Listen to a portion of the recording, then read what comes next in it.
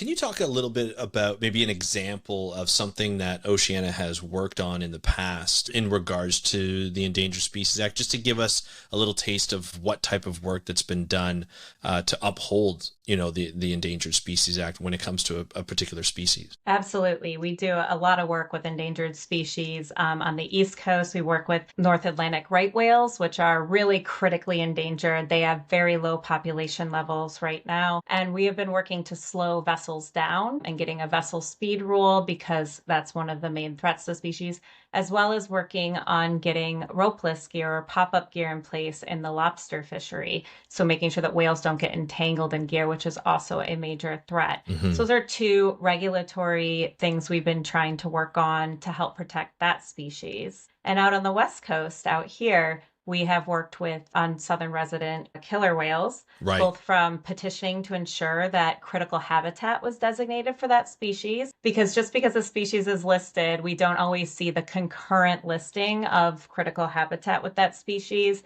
Sometimes it takes an additional step to ensure that that gets designated. So Oceana has petitioned the agency to ensure that critical habitat gets designated for certain species and also to make sure prey availability. So southern residents are pretty specific feeders. They like salmon, very specific salmon. So we have worked at the Regional Fishery Management Council to ensure there's a salmon threshold where Hmm.